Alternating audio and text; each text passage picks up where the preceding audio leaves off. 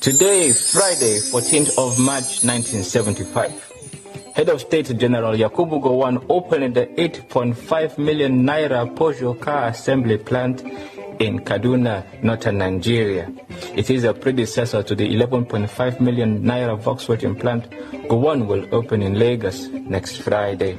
Built on a capacity to produce 20,000 cars per annum, it is owned by the federal government, Peugeot Automobiles of France, and a number of Nigerian shareholders.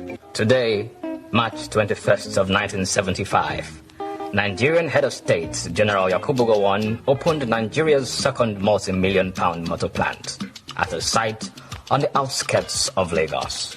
This is the second plant. The first in Kaduna. Gowon opened last week.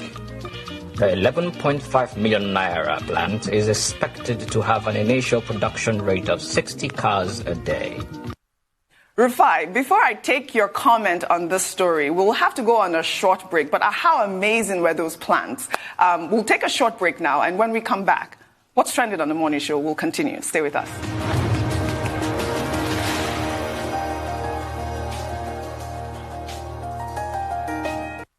Welcome back to the Morning Show. We're still on What's Trending. Rufai, before we went on a break, I showed that amazing video of the former head of state, Yakubu Gowon, commissioning those two factories, the Volkswagen and the Peugeot factory, both in one in Lagos and one in Kaduna. Actually, I believe the one even in Lagos was commissioned using the sum of about 8.5 million naira at that time. I mean, it is such a huge difference from the past to now. I mean, that's the Nigeria we all talk about with nostalgia. And let me just take you through a picturesque of that 70s era. 72, 73, Yom Kippur happened. Crude oil prices rose from $3 per barrel to $12 per barrel.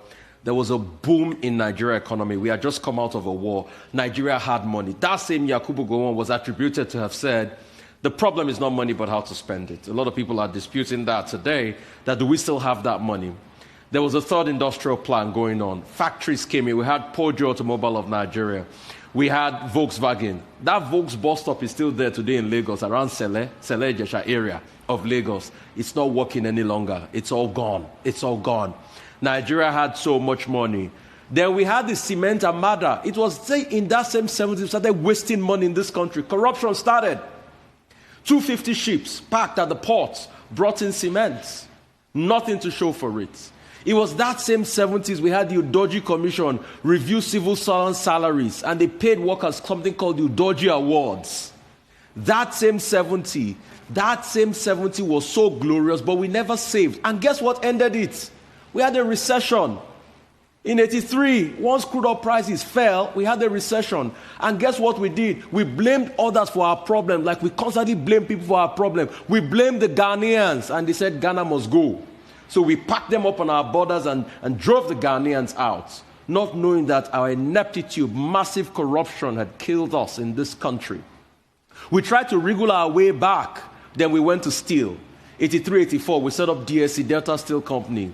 We looked at Ajaokuta and some other steel company, but today no one is working. That same 70 was the sweet spot Nigeria missed to become an industrial nation. Most of the wealth we made from that same 70s could have been plowed to the industrialization of the nation. But what did we do? We wasted and we frittered our resource away.